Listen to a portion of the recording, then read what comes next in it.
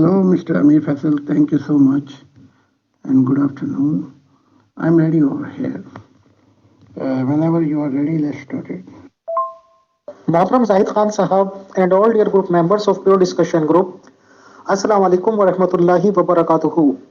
मोहतरम, सबसे पहले तो हम आपका इस्तकबाल करते हैं। We Hartley welcome you in our pure discussion group. मोहतरम जाहिद खान साहब, एक बहुत ही इंपॉर्टेंट कॉन्सेप्ट बताया जाता है मजहब इस्लाम में, लेडीज का पर्दा करना। तो लेडीज का पर्दा करने से आप क्या बताना चाहेंगे सर? किस फॉर्म में वो पर्दा होना चाहिए, किस तरह का पर्दा होना चाहिए लेडीज के लिए मुस्लिम, और उसकी शक्ल सूरत क्या होनी चाहिए, क्या क्या चीज़ उसमें छुपानी चाहिए, क्या क्या चीज़ ओपन होनी चाहिए, या ये कि पर्दे के लिए जाहिद खान साहब का क्या कॉन्सेप्ट है फॉर मुस्लिम लेडीज, बताएं। शुक्रिया। पर्दा आँख का पर्दा है, जैसे इस कुरान की तालीमात से भी पता लगता है कि ए ईमान वालों तुम भी और ए ईमान वालियों तुम भी निगाहें नीची रखो। तो अगर पर्दे से ये मुराद ली जाएगी कि एक को बुर्का बना दिया जाए और वो छेकों में से देखे और एक खुले बदमाशों की तरह घूमे, बल्कि वो जो पर्दे में औरतें हैं उनको भी खाने की कोशिश करे, यानी कि पर्दे में खून टपकता है इनका, इन मर्दों का। तो ऐसे पर्दे से हम बात है।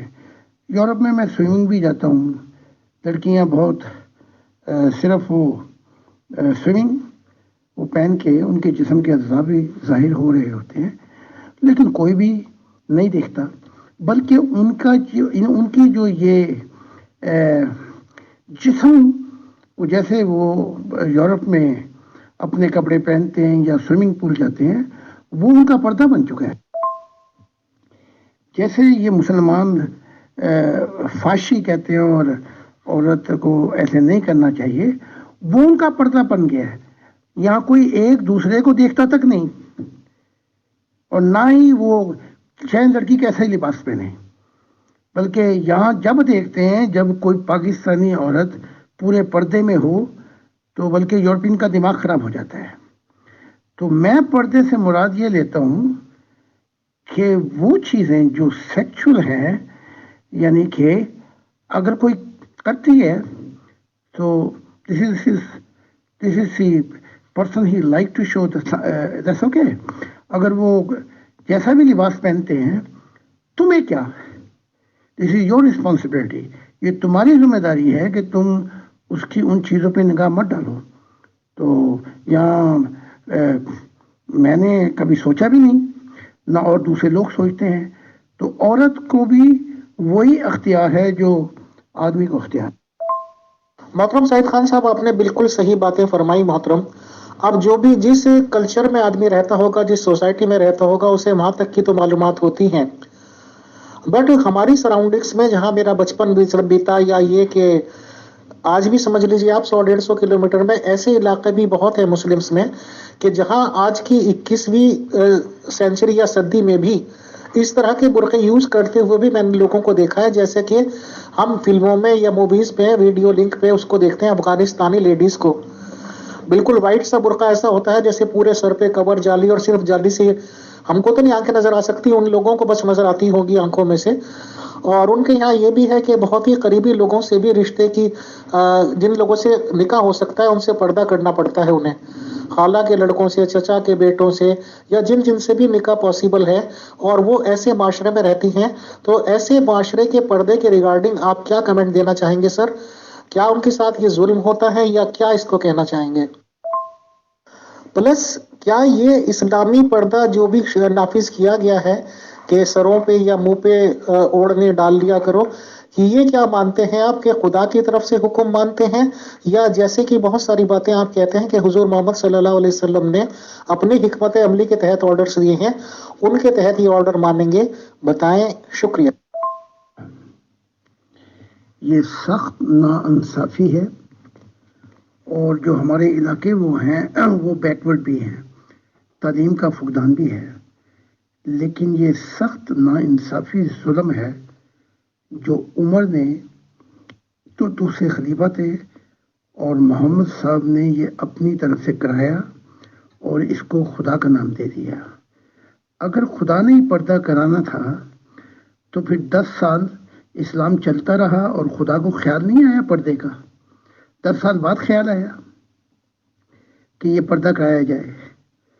عائشہ کہتی ہیں کہ میں جب مدینے میں تھی تو بخار چڑھا ہوا تھا ابو بکر کو، اور وہ جو غلام ہیں اپنا کیا کہتے ہیں، یہ نام یاد نہیں آ رہا، جو اذان دیا کرتے تھے، تو وہ بیمار تھے. اس وقت تک پردہ تھا نہیں. تو یہ پردہ جو انہوں نے کروایا ہے یہ زیادتی ہے، کوئی خدا کا حکم نہیں. اب میں تو پاکستان نہیں گیا اور میرا تو ایک لمبا دور پڑتا ہے، لیکن آپ دیکھ لیں کہ اگر یہ جو آپ کے جو بمبے تھا، جسے آپ کیا کہتے ہیں اب، جو جہاں یہ فلمیں بنتی ہے بالی ووڈ، اور پاکستان کے وہ علاقے ہیں، اگر ان کو دیکھ لیں تو زمین آسمان کا لگتا ہے کسی یورپ کے کسی شہر میں آ گئے ہیں. تو ایک چیز جو خدا کی طرف سے ہے ہی نہیں اور وہ کرانی زبردستی. میں تو حقیقت بیان کرتا ہوں، عمر اور محمد جو رسول تھے وہ جیلس تھے کہ ہماری بیوی کو کوئی نہ دیکھے. بلکہ ایک واقعہ ہے حدیث کا امام بخاری کا کہ یہ اپنی بیوی کے ساتھ بات کر رہے تھے محمد نبی، تو وہاں جو 2 مسلمان تھے وہ گزر رہے تھے، تو ان کو بلایا اور کہا کہ یہ میری بیوی ہے. انہوں نے کہا تو پھر ہمیں تو کوئی تعلق نہیں ہے. کہا ہاں، کیونکہ میں نے تمہیں تاکید اس لیے کی ہے کہ جہاں 2 ہوں وہ تیسرا شیطان ہوتا ہے. تو محمد جیلس ہی تھی، نہیں چاہتے تھے، اور یہ عرب کا ماحول بھی بہت جیلس تھا. یہ حقیقت ہے، خدا کے نام کو بدنام کر دیا اسلام نے. محترم زاہد خان صاحب، جہاں تک قرآن شریف کی بات ہے، اتنا تو موٹا موٹا مجھے یاد ہے کہ سر کو ڈھکتے ہوئے منہ پہ بھی اوڑھنی اوڑھ لیا کرو، جو اس طرح کی کوئی بات ہے. بٹ آپ کیونکہ یہ کہہ رہے ہیں کہ یہ ان کا اپنا کانسیپٹ تھا، تو چلیے یہ بھی پاس آن کر دیتے ہیں محترم. ایک کانسیپٹ مذہب اسلام میں بتایا جاتا ہے عدت کرنے کا. مینس کہ اگر ایک لیڈی کا ہسبینڈ کی وفات ہو جائے، یعنی کہ اس کی ڈیتھ ہو جائے، یا یہ کہ خدا نخواستہ ہسبینڈ کی طرف سے طلاق ہو جائے، تو اس کو عدت کا کانسیپٹ بتاتے ہیں محترم. اور عدت کے کانسیپٹ میں ان علاقوں کی بات کر رہا ہوں جن کا میں پہلے مینشن کر چکا ہوں کہ بہت ہی زیادہ اس پہ تنگ کر دی جاتی ہے دنیا، اور کمرے سے بھی وہ دروازے سے اس وقت نکل پائے گی جبکہ یا تو صبح ارلی مارننگ سے بھی ارلی ہوگی یا رات کے بہت زیادہ حصے میں، اور یہاں تک کہ اس کے قریبی رشتہ داروں کی بھی نظر اس پہ نہ پڑے اور اس کی نظر کسی پہ نہ پڑے. اور 4 مہینے یا 4.5 مہینے 3-4 مہینے کا یہ عدت ہوتی ہے، پروگرام ہوتی ہے سر. تو عدت کانسیپٹ کے ریگارڈنگ آپ کیا نظریہ پیش کرنا چاہیں گے سر؟ بتائیں. شکریہ. جی ہاں، وہ بلال تھے. اور اب آپ نے مجھ سے پوچھا ہے کہ کیا کہتے ہیں، یہاں وہ پردہ قرآن میں ہے کہ سر کو ان چیزوں کو ڈھانپو جو چیزیں یعنی کہ ٹیمپٹ کرتی ہیں، یعنی کہ بریسٹ وغیرہ. لیکن یہ بھی کانسیپٹ محمد کا ہے.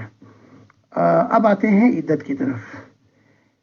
یہ بھی کانسیپٹ محمد کا ہے، لیکن اس میں وشڈم اتنا تھا کہ اگر وہ عورت یا لڑکی پریگنٹ ہے تو پتہ لگ جائے، 2-3 ماہ میں پتہ لگ جاتا ہے پھر کہ وہ اپنی عدت پوری کر لے، یعنی کہ کوئی شک و شبہ نہ رہے، اس دوران کوئی اور اس کے ساتھ نہ سوئے. تو اس میں تھوڑا سا وشڈم تھا. لیکن جس دنیا میں ہم رہ رہے ہیں اس میں تو سوال ہی نہیں پیدا ہوتا کوئی عدت کرنے کا. اور نمبر 2، یہ کانسیپٹ بھی محمد کا ہی تھا. اس میں کوئی جو وشڈم تھا وہ انہوں نے استعمال کر لیا. ایک دور تھا کہ انڈین کلچر میں عورت کے وہ اگر 6 ماہ خامن نہ ہو گھر پہ تو وہ سو سکتی ہے، اگر زیادہ دیر ہو تو بچہ بھی بنا سکتی ہے. بہت سی آزادیاں تھیں. لیکن پھر اسلام آیا تو اسلام نے آ کے اپنا اثر ڈالا. تو جس ماحول میں اب ہم رہ رہے ہیں وہاں تو عدت کا کانسیپٹ ہی نہیں. اگر آپ یہاں یورپ میں آ جائیں، اس کانسیپٹ کی بات کریں، لوگ مذاق اڑائیں گے آپ کا، بلکہ کہیں گے کہ جاہل آدمی ہے. تو یہ ان کا 1500 سال کا اپنا وشڈم تھا وہ استعمال کر گئے، لیکن ظلم یہ ہے کہ وہ آج بھی عرب کے اسی 1500 سال کے دور میں رہ رہے ہیں۔ بلکہ یہ غلام احمد قادیان کو بتایا گیا تھا کہ پردے کا کانسیپٹ ہٹا دے، اس نے نہیں ہٹایا محمد کے عشق کے اندر، جس کا نقصان دیکھ لیں اب کتنا ہو رہا ہے۔ محترم زاہد خان صاحب، کیونکہ ہمارے جیسے لوگ کسی اور دھرم میں پیدا ہوئے، کسی اور دھرم میں پھر ہم آئے، تو ظاہر سی بات ہے کہ قرآن شریف کو جب میں نے سب سے پہلی بار پڑھا تو میں نے ہندی کا ٹرانسلیشن پڑھا تھا، اور یہ بھی پکی بات ہے کہ ہم جیسے لوگوں کے دماغ میں نہ تو کسی کے لیے بہت زیادہ فیور ہوتا ہے، نہ ہی کسی کے لیے ہم اگینسٹ ہوتے ہیں، ہم ٹوٹلی نیوٹرل ہو کے اس کو پڑھتے ہیں۔ عدت کی کانسیپٹ پہ جہاں تک میں نے سمجھا، میں وہ آپ کے سامنے بیان کرنا چاہتا ہوں، اور پھر میرے 1-2 سوال ہوں گے سر۔ قرآن شریف تو یہ کہتا ہے کہ 3 ماہ یا 4 ماہ جو بھی اس میں مدت لکھی ہوئی ہے، اس میں صرف ایک ورڈ لکھا ہوا ہے کہ عورتیں اپنے آپ کو روکے رکھیں۔ جہاں تک روکے رکھنے کی بات ہے محترم، تو یہ سبھی جانتے ہیں اور دنیا پہ روزے روشن کی طرح آیا ہے کہ اگر ایک لیڈی کی مرضی نہ ہو، یا آپ یہ کہہ لیجئے اور بھی زیادہ فرینکلی کہ اگر وائف کی مرضی بھی نہ ہو کہ وہ ہسبینڈ سے میٹنگ کرے، تو میں نہیں سمجھتا ہوں کہ ہسبینڈ میٹنگ کر پائے گا۔ یعنی کہ اپنی وائف کی رضامندی بھی ضروری ہے ایک سیکسول میٹنگ کے لیے۔ تو ظاہر سی بات ہے کہ عورت کا اس میں زیادہ بڑا حصہ ہوا، تو یہ تو لیڈی کے اوپر ڈیپینڈ کرتا ہے کہ وہ کیا چاہتی ہے۔ اگر لیڈی اس بات پہ آ جائے کہ اسے کسی نہ کسی سے سیکس کرنا ہے، تو کوئی دنیا کی طاقت اسے روکنے والی نہیں ہے محترم۔ رہی بات روکے رکھنے کی، تو روکے رکھنے سے یہ سمجھ میں آتا ہے کہ شاید وہ سیکسول ریلیشن نہ بنائے۔ کامن سینس بھی یہ اپیل کرتی ہے کہ سپوز آج اس کے ہسبینڈ کی ڈیتھ ہوئی یا یہ کہ طلاق ہوئی، تو ظاہر سی بات ہے یہ پتہ نہیں ہوتا کہ 10-20 دن پہلے، مہینے پہلے کبھی ملے ہوں گے، یا 1-2 دن پہلے ملے ہوں، کوئی پریگننسی نہ ہو گئی ہو، اور اس کے لیے 1 مہینہ 2 مہینہ، میں سمجھتا ہوں 3 مہینے تو میکسیمم ہے کہ پتہ چل جائے گا سر۔ ہاں ٹھیک ہے، محمد یہ بھی لکھتے تھے کہ آدمی بھی اپنے آپ کو روکے رکھیں۔ تو جہاں تک محمد کا دماغ کام کیا ہے وہ یہ تھا کہ اگر عورت پریگنٹ ہے اور طلاق ہو گئی ہے، تو ایز اے سیکیور پکا یقین ہو جائے کہ یا وہ اس سے ہے یا کسی اور سے ہے۔ لیکن یہ اپنے ماحول میں 1500 سال میں جو ایک بات تھی، وہ ایک محمد نے حکمت پیش کی، لیکن جس دور میں ہم رہ رہے ہیں آپ سوچے بھی نہ اس کا عدت کا، یہاں تو ڈی این اے کا دور ہے۔ تو جو میں تو پہلے کہہ چکا ہوں 10% تعلیم ہے خدا کی، باقی کوئی آپ لگا لیں کہ 60%، 70% یہ محمد کی تعلیم ہے، اور اس میں پھر تھوڑی بہت جو تعلیم ہے وہ ہے فرشتوں کی بس۔ اس میں ہم نیکسٹ کانسیپٹ یہ لے سکتے ہیں سر کہ اگر لیڈی آلریڈی پریگننٹ ہے، یعنی کہ 2 یا 3 مہینے میں میکسیمم یہ کنفرم ہو جاتا ہے کہ پریگننسی ہے ہی ہے، حالانکہ وہ ڈیپ میں جائیں گے تو اور زیادہ باتیں ہو جائیں گی، ان کی کوئی ضرورت نہیں۔ تو اگر یہ کنفرم ہے کہ لیڈی پریگننٹ ہے، پھر بھی میرا عدت کا کانسیپٹ سمجھ میں نہیں آتا کہ اس کا کیا مقصد ہے۔ رہی بات اس کی کہ اگر لڑکیاں یا لیڈی اس حد تک ہے کہ اس کو مینسس پیریڈ ہو رہا ہے اور حیض اس کو آتا ہے، تو چلیے پھر بھی یہ کانسیپٹ بنتا ہے کہ آپ 2-3 مہینے رک جائیں، یہ کنفرمیشن کے لیے کہ پریگننسی والا میٹر کوئی ہے یا نہیں۔ بٹ سر ادھر ہم نے اپنے ایریاز میں دیکھا ہے کہ ہماری نانی دادیاں کی ایج کی عورتیں 60 سال 70 سال یہاں تک کہ 80 سال کی لیڈیز بھی اگر خدا نخواستہ بیوہ ہو جاتی ہیں یا اس طرح کے بیوہ ہی ہوتی ہیں وہ، تو ان کو تو بالکل قید و بند میں ڈال دیا جاتا ہے۔ ان کا یوز کیا ہوا عدت کا، جبکہ انہیں تو ویسے بھی کوئی پریگننسی کا مطلب نہیں ہے، نہ ویسے ہے نہ ویسے ہے۔ ان سب چیزوں کے ریگارڈنگ آپ سر بریف کر دیں گے تو بہت مہربانی ہوگی، شکریہ۔ میری سمجھ میں، جو میں خدا کو کئی دفعہ مل چکا ہوں اور فرشتوں اور دوسری مخلوقات کو، میری سمجھ میں یہ بات نہیں آتی کہ محمد کا اتنا دباؤ عورت پہ کیوں ہے۔ اسلام از اے مین ورلڈ، عورت کی تو جگہ ہی بہت تھوڑی ہے۔ کہتے ہیں کہ ہم نے عورت کو اختیار دیے، لیکن ایک عرب کی قید سے نکال کر دوسری قید میں لے آئے۔ تو اسلام جو ہے وہ تو ہے صرف آدمیوں کی دنیا، ایک قانون تھوڑی ہے، ہزار قانون لاگو کیے ہوئے شریعت میں، وہ سب عورتوں کے اوپر ہیں۔ اور قرآن میں یہ بھی لکھا ہو کہ ایک دن آئے گا کہ عورت پوچھے گی کہ میرے ساتھ یہ ایسا کیوں کیا گیا، ایسا ظلم۔ اب وہ وقت آ گیا ہے۔ اب جب یہ عورتیں عرب میں ایجوکیٹڈ ہو گئی ہیں، ابھی ایک دھکا لگے گا اور یہ اسلام کا پل گر جائے گا، اور عورتیں نکل نکل کر وہ آزادی مانگیں گی جو یورپین کی ہے۔ آپ اسلامی شریعت دیکھیں تو وہ سارے حقوق مردوں کو ملتے ہیں، اور جہاں بھی عورت کی بات آتی ہے، بلکہ یہاں تک لے لیں کہ عورت جنت میں جب جائے گی جب وہ اپنے خاوند کو خدمت یا سیوا کر کے جائے گی۔ اور میں نے پہلے ہی بتا چکا ہوں، اتنی تعلیمات محمد کی ہیں کہ اگر قرآن سے مجھے شریعت کا دور نکلوانا چاہے تو اس میں سے سب سے زیادہ زیادتی جو ہو رہی ہے وہ عورت سے ہو رہی ہے۔ تو اس کنسپٹ کو میں کیا کہوں؟ اب تو محمد کو خبر لگ گئی کہ اس نے کیا کیا ہے، محمد نبی کو روح کی دنیا میں۔ اب بہت سی چیزیں بدلوانا چاہتے ہیں، اور میرے پاس کہاں وقت ہے؟ میں نے خدا کے متعلق لکھنا ہے کہ جو سفر ہے خدا کے ساتھ مجھے وہ بتانا ہے تاکہ انسانیت خدا کے نزدیک آ جائے۔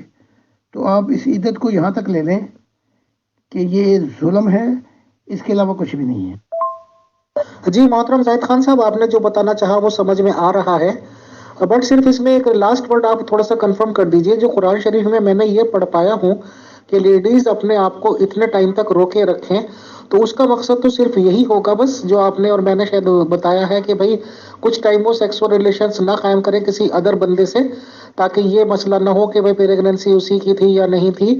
اس کے علاوہ تو سر کوئی کانسیپٹ نہیں ہو سکتا، یہ تھوڑا سا ریکنفرم کر دیجئے سر، شکریہ۔ بالکل ٹھیک ہے، یہی کانسیپٹ ہے کہ پریگننٹ نہ ہو یا تو تھوڑا سا انتظار کر لے، ورنہ عورت جب چاہے اپنے سیکچول ریلیشن شپ قائم کر سکتی ہے، اور اس کو روک کیسے کون سکتا ہے؟ کسی دور میں بھی وہ چاہے تو عدت سے پہلے ہی یا اپنے خاوند کے ہوتے ہوئے ہی اگر وہ چاہے تو کوئی نہ کوئی اس کو مل جائے گا۔ تو کانسیپٹ وہی ہے کہ تھوڑا سا انتظار کر لے، تاکہ اگر پریگنسی کا ہے، جو آپ نے کہا، جو میں نے کہا، بالکل یہی بات ہے۔ محترم زاہد خان صاحب، ابھی 2-4 دن سے ہمارے گروپ میں ایک میٹر چل نکلا ہے حضرت ابراہیم علیہ السلام کی شادی کا، اور ان کی وائف کا نام سارہ جی بتایا جا رہا ہے۔ میٹر یہ ڈسپیوٹ ڈالنے کی کوشش کی گئی کہ مسیحی ممبرس یہ کہتے ہیں اور اپنی بائبل سے اپرووڈ بتاتے ہیں کہ ابراہیم جی کے فادر اور سارہ کے فادر جو کہ ان کی وائف بنی ہے ایک ہی ہیں، ایک ہی فادر کی یہ دونوں اولادیں ہیں۔ ہاں، ان کی مائیں الگ الگ ہیں، ایک ماں سے جنم لیا ہے سارہ جی نے، ایک ماں سے جنم لیا ہے ابراہیم جی نے، باپ دونوں کے ایک ہیں اور ان دونوں کی شادی ہوئی ہے۔ اور یہ مانتے ہیں مسیحی لوگ، انہیں کوئی اعتراض نہیں کہ ہاں جی جو لکھا ہوا ہے وہ لکھا ہوا ہے۔ بٹ مسلمانوں میں سو کالڈ زیادہ جو اپنے آپ کو عالم فاضل بن کے دکھانے کی کوشش کرتے ہیں، انہوں نے یہ الزام لگایا کہ یہ تو ایک طرح سے بدکاری ہے، حرام زدگی ہے، یہ ہے وہ ہے، اور جی وہ تو پھر اس طرح نہیں ہو سکتا کہ وہ ایک ہی باپ کی اولاد ہوں۔ ہم نے یہ کہا کہ پھر آپ پروف کر دو۔ مسیح ممبر نے پوچھا کہ پھر آپ دونوں کے نام بتا دیں، الگ الگ باپ کے نام، تو یہ بتا نہیں پائے۔ محترم، اس ریگارڈنگ آپ کیا جانکاری دینا چاہیں گے؟ پھر میرا نیکسٹ کوشچن۔ شکریہ۔ اوپر سے سو کالڈ مسلمان جو ٹھیکیدار بنتے ہیں وہ کہتے ہیں جی یہ نبی لوگ تو معصوم الخطا ہوتے ہیں، ان سے تو کوئی خطا ہو نہیں سکتی ہے، اور اس طرح تو پاسبل نہیں ہے کہ ان کی اس طرح سے شادی وہ کرتے کہ ایک ہی باپ کی اولادیں ہیں۔ حالانکہ یہ بھی کہا کہ بھائی اس ٹائم ایسی شریعت ہوگی یا شریعت نہیں ہوگی۔ تو اس ریگارڈنگ آپ بریف کر دیجئے کہ آپ کا کیا نظریہ ہے محترم۔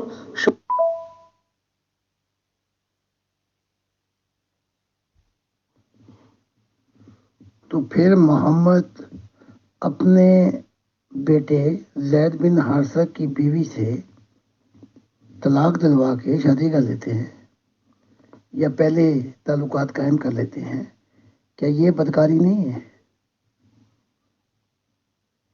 وہ تو واقعہ میں نے اپنی کتاب میں بھی لکھ دی ہے کہ عیسیٰ اور یحییٰ کا باپ جو ہے وہ ایک ہی ہے، مائیں مختلف ہیں. یہ تو تورات میں اور بھی مثالیں ملتی ہیں.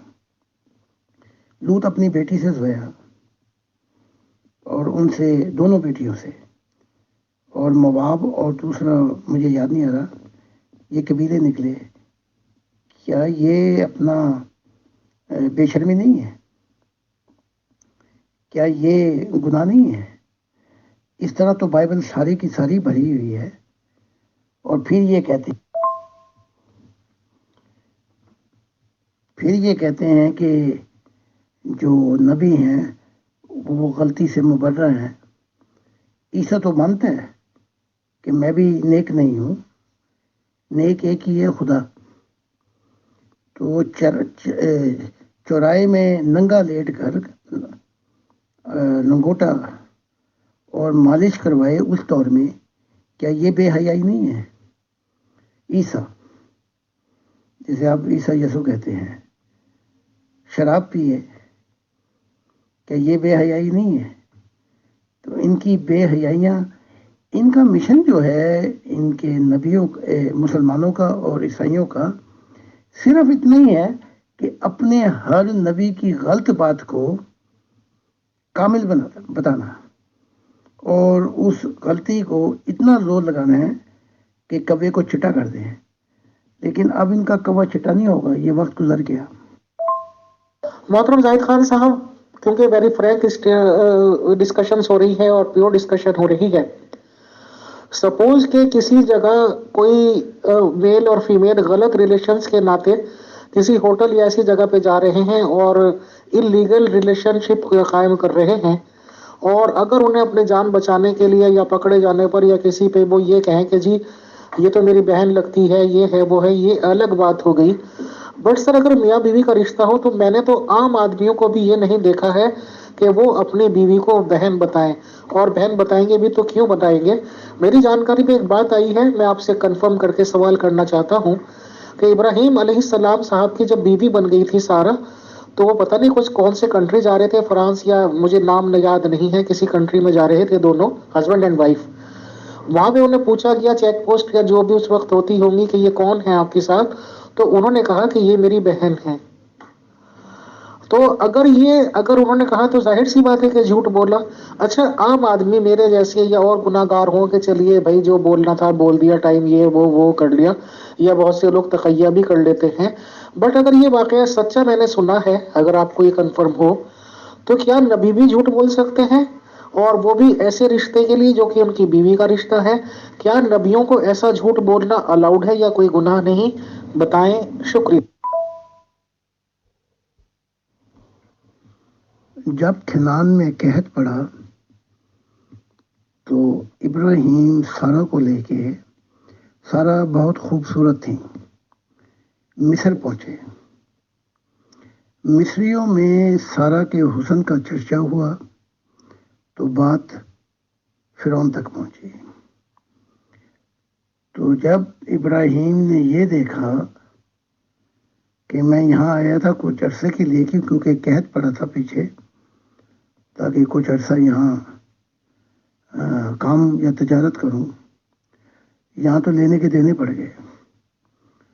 تو پھر فرعون نے چاہا اپنے لوگوں کے ذریعے اور سارہ کو لے بھی لیا. تو وہاں ابراہیم نے ڈر اور خوف سے کہا کہ یہ میری بہن ہے، اپنی جان نہیں بچانی.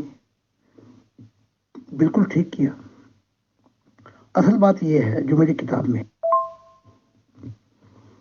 ابراہیم نے تو یہاں تک کہا ہے مجھے جنتوں میں، اور جو لکھوایا ہے کتاب میں، کہ پہلے تو جان بچوائی اپنی کہ میری بہن ہے، پھر وہ لے گئے فرعون کے لوگ. پھر فرعون نے اس کو پسند کیا سارہ کو، اور اس کے ساتھ ہم بستری کی اور کافی وقت گزارا. لیکن بیچ میں اس کو خواب آتے تھے عجیب قسم کے. تب اس نے اس سے پوچھا کہ سارہ یہ مجھے خواب کیوں آتے ہیں؟ تو لمبا واقعہ ہے جو میں نے اپنی کتاب میں سیکرٹ ٹیسٹمونی آف ابراہیم میں لکھ دیا ہے. پھر سارا نے سب کچھ بتایا. تو پھر بادشاہ کو خیال آیا اور پھر ابراہیم کو اس نے اپنے دربار میں بلایا. وہ لمبا واقعہ ہے. اور پھر اس نے اس کی بیوی واپس کر دی اور اس کو بڑے گھوڑے گدھے بڑا سامان اور سونا چاندی دے کر رخصت کیا. محترم زاہد خان صاحب، ایک سوال رہ گیا ہے ابھی ان آنسرڈ فرام یور سائڈ سر. میں نے یہ پوچھا تھا آپ سے کہ اگر آپ جانکاری دے سکتے ہو کہ ابراہیم جی کے فادر اور سارا جی کے فادر ایک ہی پرسنالٹی ہیں یا سر الگ الگ ہیں، اس ریگارڈنگ آپ کیا معلومات رکھتے ہیں، بتائیں. شکریہ. سارا اور ابراہیم کا جو ناتا ہے، بہن تو ہیں، یہ کزن ہے. لیکن جو میرا تعلق یا ابراہیم نے بتایا کہ ابراہیم کا باپ اور تھا اور سارا کا باپ اور تھا. یہ کزن ہے ویسے، اور لوط بھی ان کا نیفیو تھا. تو یہ قریب کے رشتہ دار ہیں. اور ابراہیم کے دور میں، اسرائیلیوں کے دور میں اور محمد کے دور میں، نبی کے دور میں، یہ کزن سے شادی کرنا کوئی عیب نہیں تھا. لیکن جو مجھے بتایا ابراہیم نے، ان دونوں کے باپ مختلف ہیں. محترم زاہد خان صاحب، اگر یہ پرووائڈ کیے جا سکتے ہوں آپ کی سائٹ سے کہ ان دونوں کے فادرز کا کیا کیا نام تھا تو پلیز مہربانی، اور اگر نہیں تو پھر میں نیکسٹ کوشچن پہ آؤں گا سر. پلس کرسچنس لوگ یہ عقیدہ رکھتے ہیں کہ دونوں کے فادر ایک ہی تھے اور تارا یا دارا ایسا کوئی نام بتاتے ہیں سر، اور یہ چیز وہ اپنی بائبل سے اپرووڈ بتاتے ہیں. نہیں، میں ذاتی پرائیویٹ زندگی میں کسی کے بہت ہی تقریباً ہی میں انٹرفیئر نہیں کرتا. اور نام وغیرہ میں نے نہیں پوچھے. ابراہیم کے باپ کا نام اظہر تھا. تو یورپ میں ایک چیز تو مجھے بہت ہی اچھی لگی کہ کسی کی ذاتی کی زندگی کے بارے میں لوگ اثر انداز نہیں ہوتے، انٹرفیئر نہیں ہوتے. تو یہ جو آزادی ہے، اس سے سکون بھی ملتا ہے. لیکن یہ انڈیا پاکستان کے حالات، خدا رحم کرے ہمارے پہ. اگلا سوال کر لیں. جی، بائبل تارا اور یہ قرآن اظہر اس کا نام بتاتا ہے. لیکن میں نے تو بائبل میں، جہاں تک میں نے بائبل پڑھی ہے، کہیں اس بات کی دلیل مجھے نہیں ملی کہ دونوں کے باپ ایک ہیں. محترم زاہد خان صاحب، ہم لوگ تو کیونکہ بائی برتھ ہی نبوت پہ یقین ہی نہیں کرتے، اسے بزنس یا ویاپار کا دھندا بولتے ہیں یا اپنی طاقت کا پردرشن. جیسے کہ بہت امپورٹنٹ نبیوں کے بارے میں پتا چلا، کوئی راجا تھی کہ کسی عورت کو بلا لیا، صحبت کر لیا، پریگننٹ کر دیا، یہ کر دیا، وہ کر دیا، جنگیں کر دی، عورتیں جیت لی، سیکس کر لیا، this and that, this and that.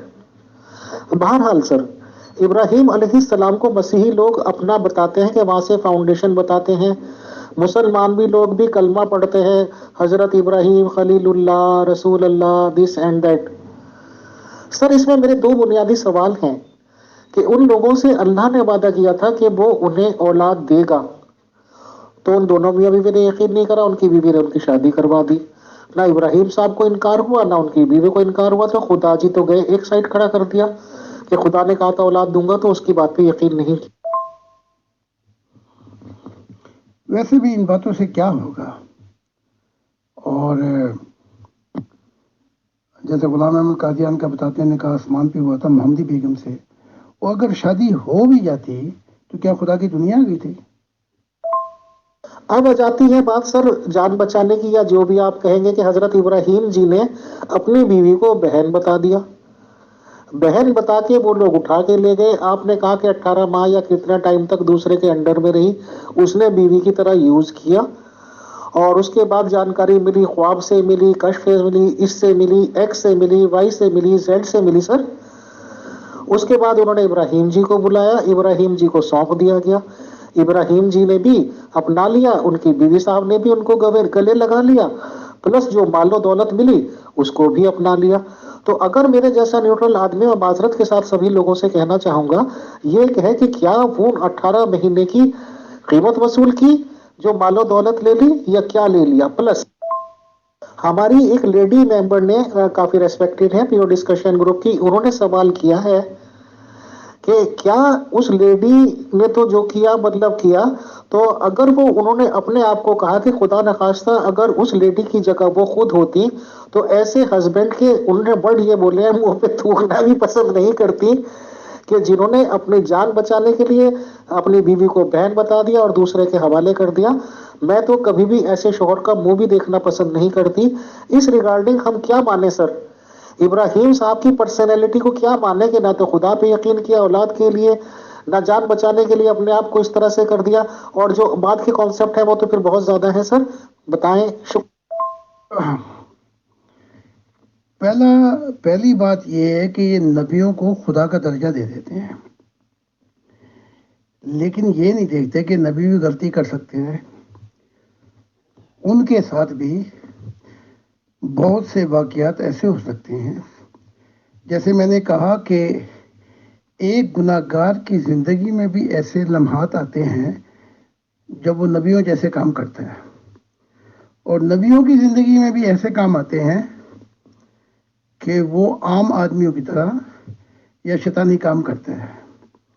باقی وہ لیڈی کہتی ہیں کہ میں تو تھوکتی بھی نہیں, اگر میں ابراہیم کی جگہ ہوتا تو بھی تھوک لے میرے اوپر, میں نے اپنی جان بچانی تھی, کیونکہ مشن جو تھا وہ بہت بڑا تھا. اب میں عورت کہے کہ میں تو تھوکتی بھی نہ تھوک بھائی, تو ابراہیم کو عورتوں کی کون سی کمی تھی؟ اس کے پاس اور بھی بڑی عورتیں تھیں, لونڈیاں تھیں بے انتہا, تو اس کا تو گزارا ہو جانا تھا. تو وقت کی مسلط کے تحت اس نے, ابراہیم جو ہیں نبی, انہوں نے جو کام کیا, میری نگاہ میں تو کوئی ایسی بات نہیں ہے کہ جسے ان پہ کوئی جرم عائد کیا جائے. جب یہ محمد نبی صاحب ان کے قافلے کو تلاش کر رہے تھے جو اس پہ حملہ کرنا تھا, تو ایک قصبے میں پوچھا کسی ایک بڈھے سے کہ کیا تو نے وہ قافلہ دیکھا ہے؟ تو اس نے کہا کہ میں بتاؤں گا لیکن پھر تم بتانا.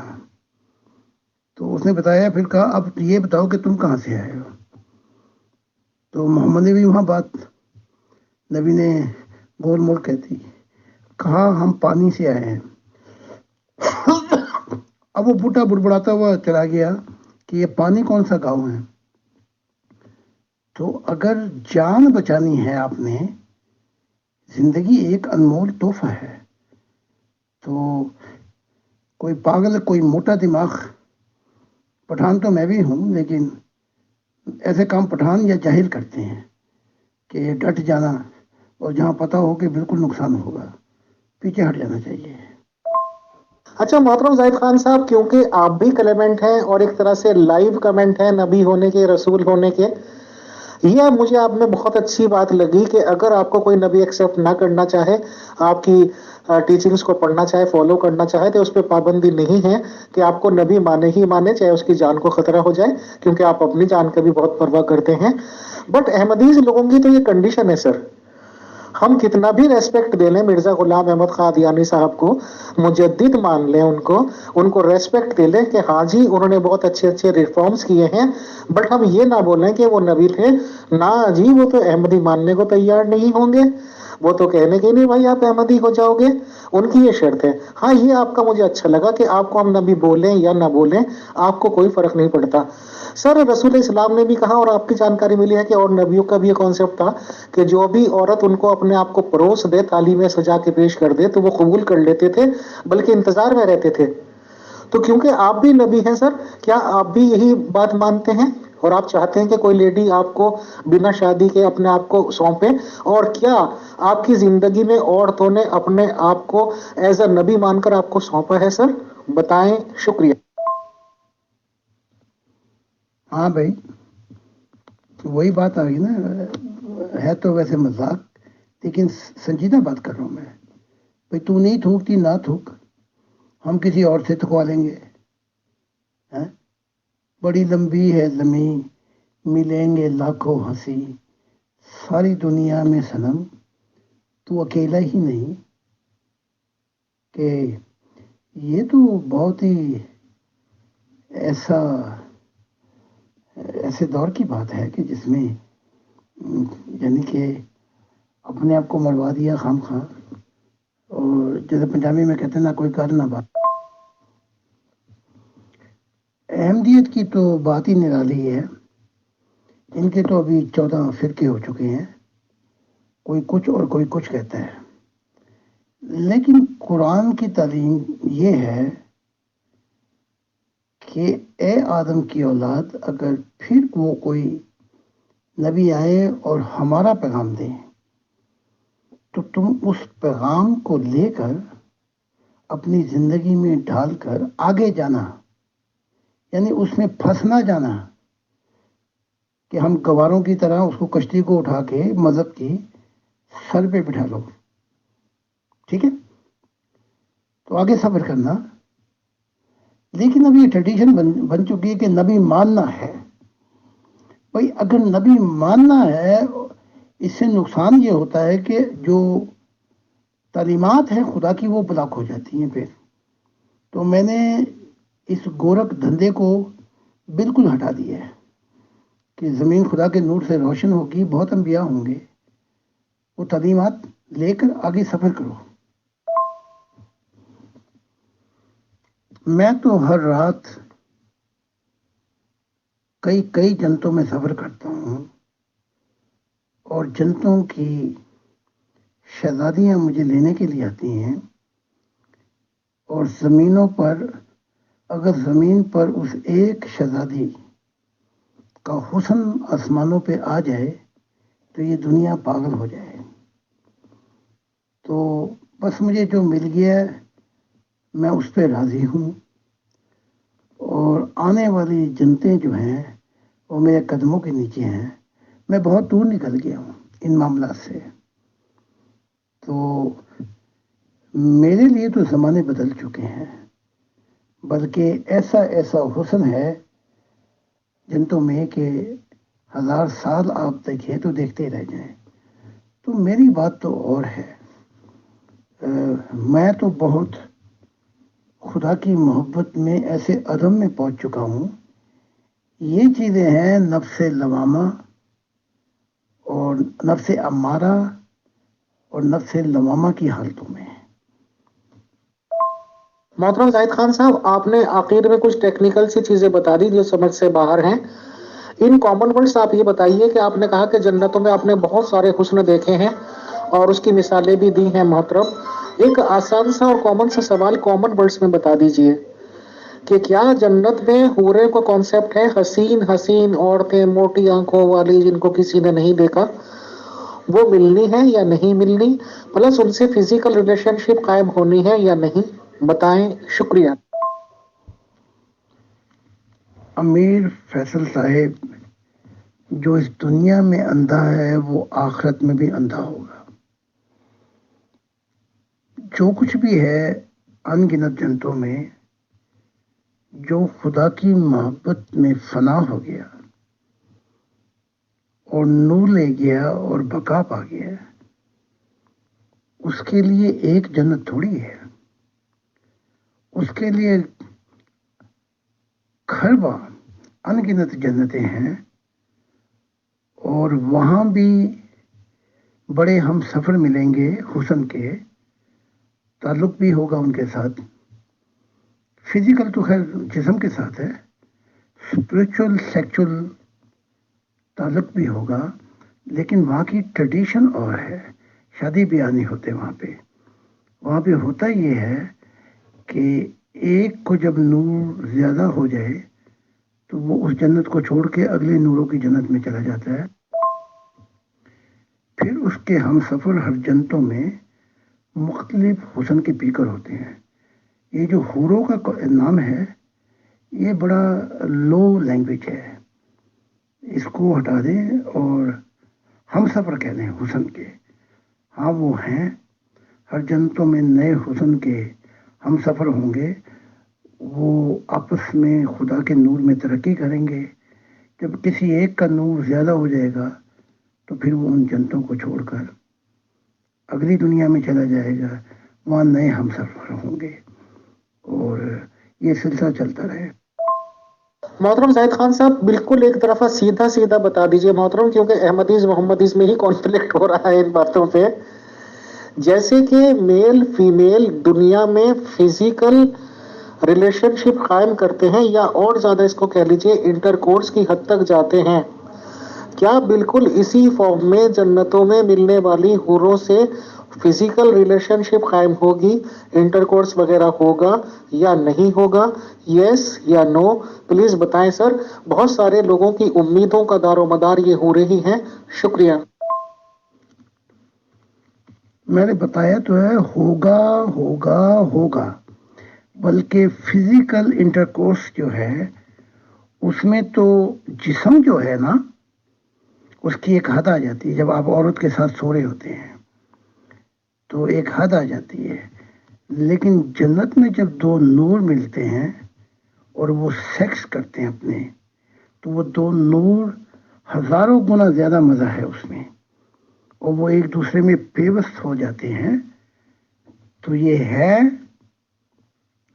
اور اس کی حقیقت کا مشاہدہ بھی کر چکا ہوں، تجربہ بھی کر چکا ہوں۔ یہ ہے، یہ ہے، یہ ہے۔ Sexual intercourse is every paradise and every heaven is possible. And you find those people, those beings, those beauty. بس نور کو دیکھ کر نور کی کشش ہوتی ہے، اور وہ ایک دوسرے کے ساتھ سیکچول انٹرکورس کرتے ہیں۔ ابھی بات سمجھ نہ آئی تو وکیل بلا لیتے ہیں، تاکہ لکھ کے بھیج دیتے ہیں کہ ہر جنت میں جس کے پاس نور کا حسن ہوتا ہے، دوسرا نور اس کو دیکھ کے کشش میں آتا ہے، اور جب وہ ملتے ہیں، خدا سے تو دونوں ہی محبت کرنے والے ہوتے ہیں، تو وہ اپنی پسند اور اپنی چاہت سے وہاں سیکچول انٹرکورس ہوتا ہے، جسمانیت سے بھی بہت زیادہ، جو میں نے ابھی بتا چکا ہوں۔ اور وہاں سب کچھ ہے، لیکن وہ جنتیں خالی پڑی ہوئی ہیں۔ وہاں نور ہو تو وہاں پہنچے گا نا۔ اور میں کئی دفعہ بتا چکا ہوں کہ میں نے جنتوں کو خالی دیکھا، کوئی اکا دکا روح جو ہے وہ نکلے گئی فرشتوں کے ہاتھوں سے تو اور بات ہے، ورنہ سارے کے سارے عالم برزخ یا دوزخ میں پھنسے ہوئے ہیں، جسے آپ نرک کہتے ہیں۔ آخری بات بتا کر آپ کے دل کو باغ کر دوں، بلکہ آپ مسلمان بھی نہیں رہیں گے۔ مجھے فردوس سے آگے جو عالم بالا جنتیں ہیں، مجھے خدا نے 12,000 شہزادیاں دے دیں۔ اب کرے بات، تو اس مشن میں آج گئے تو اور مزہ آئے گا۔ خدا کی محبت جو ملے گی وہ تو ملے گی، لیکن یہاں مسلمانوں کی گاڑی پیچھے رہ جائے گی۔ وقت آپ کے پاس ہے، اگلی دفعہ جب آپ ملیں سوچ لیں، کیونکہ جو نور پا گئے محبت کا، اپنی بقا لے گئے، ان کے ساتھ کیا ہے آگے؟ اے کاش آپ میری کتابیں نہیں پڑھتے، نہ مسلمان پڑھتے ہیں، صرف پڑھتے ہیں تو عیسائی پڑھتے ہیں۔ پڑھ لیں وہ کتاب ہم کلامی خدا کے ساتھ، تو دیکھیے کیا کیا ہے، پھر آگے آگے دیکھیے ہوتا ہے کیا، ابتدائے عشق ہے روتا ہے کیا۔ محترم زاہد خان صاحب، ایک ویری سیریس کوشچن آ گیا ہے ابھی آپ نے یہ اپروو کیا کہ جی ہاں ہورے ملیں گی، آپ نے اپروو کیا فزیکل ریلیشن بھی ہوں گے، آپ نے یہ بھی بتایا کہ جنتوں میں جو حسن اویلیبل ہے وہ دنیا میں نہیں۔ تو محترم یہ سب چیزیں تو جینٹس کے لیے ہو گئی اور پورے ان کو مل گئی، اور چلیے فزیکل ریلیشن شپ بھی دنیا بھر کی قائم ہو گئی. لیڈیز نے یہ سوال پوچھا ہے کہ جی ان کی کیا ایسی غلطی ہے یا کیوں دوہرا ماپدنڈ، جبکہ وہ قرآن مسلمان بھی کہتے ہیں کہ الحمدللہ رب العالمین یا رب العالمین جو بھی ورڈ ہے، تو کیا وہ عورتوں کا نہیں؟ کیا عورتیں جس ہسبینڈ کو یہاں پوری زندگی جھیلیں گی اسی کو مطلب جھیلیں، یا ان کے حصے میں کیوں یہ نہیں؟ ان کے حصے میں جنت میں جانے کے بعد، یہاں اچھے اعمال کرنے کے بعد دوسرے لوگوں کے ساتھ انجوائمنٹ کیوں نہیں؟ ان کو یہ اجازت کیوں نہیں؟ یہ بھید بھاؤ کیوں؟ یہ پارشیلٹی کیوں؟ اس ریگارڈنگ زاہد خان صاحب کے کمنٹ سننا چاہتے ہیں سر، بتائیں. شکریہ. پہلے قرآن سے جواب دیتا ہوں کہ اگر یہ 72 کنسیپٹ حوروں کا کہتے ہیں کہ مردوں کو ملیں گی، تو قرآن اس کے متعلق یہ گائیڈنس دیتا ہے جو ایمان والوں کو ملے گا وہی ایمان والیوں کو ملے گا. تو آپ کو اگر 70-72 حوریں ملیں تو آپ کی بیوی کو 72 سونے سونے حسین شہزادے ملیں گے تاکہ آپ کی زندگی وہاں جہنم میں ہو جائے. تو یہیں سے ٹالرنٹ ہو جائیں اور سوچ لیں کہ یہ کام جنتوں میں نہیں ہوگا. تو پھر یا تو آپ کو بیوی چھوڑنی پڑے گی اپنی، کہ کیوں 72 حوریں آپ کو ملیں گی، ادھر 72 شہزادے ملیں گے آپ کی بیوی کو. تو ذرا سوچ سمجھ کے 72 حوریں لینی ہے. اب میں جواب دیتا ہوں اپنا. جنتوں میں مردوں کا کوئی ٹھیکہ نہیں ہے، وہاں لاکھوں مخلوقات ہے، کروڑوں مخلوقات، عجیب عجیب رنگ. تو یہ جو آپ نے اپنی بیوی کو اپنا نوکر یا غلام بنایا ہوا ہے، یہ آپ کی خام خیالی نکل جائے گی. اب یہ میں بات بڑی زبردست کرنے لگا ہوں لیکن بڑی چیخو پکار ہوگی. جتنی بھی محمد رسول کی بیویاں تھیں وہ عالم ارواح میں چھوڑ گئی ہیں محمد کو، ٹھیک ہے، اور یہ جو صحابہ کی تھی وہ بھی چھوڑ گئی ہیں. تو وہاں عورتوں کو تو 1000 گنا زیادہ چانسز ملیں گے اور وہ پیچھے مڑ کے اپنے بندوں کو دیکھیں گی بھی نہیں. لیکن اگر کسی کی محبت قائم ہوگی اس دنیا میں، اول تو دو جو یہ شادی ہیں وہاں پہ قبول ہی نہیں، لیکن اگر 2 ایسے ہو بھی جائیں جن کے پاس دونوں کے پاس نور ہوگا تو وہ اپنا فیصلہ کریں گے یا دونوں جدا ہو جائیں گے. یہ معاملات ہیں جنتوں میں. یہ تھوڑی ہے کہ بیوی وہاں بھی تم نے ناک میں دم کر کے رکھنا ہے، وہاں بھی ان کو کہنا ہے کہ اگلی دنیا بھی میں ہی ملوں گا تجھے لیکن مجھے 72 حوریں ملیں گی. یہ فضولیات ان کی ختم ہو جائیں گی آخرت کے اندر، اور انہیں پتہ لگے گا کہ عورت کے حقوق ہیں کیا اور اس کے لیے فائدے وہاں ہیں کیا. ان کا دماغ خراب ہو جائے گا. Okay, Mir Faisal Sahib, thank you so much and giving me a possibility and opportunity to let mankind know the value of God. Thank you and God bless you, and soon we're gonna see each other again.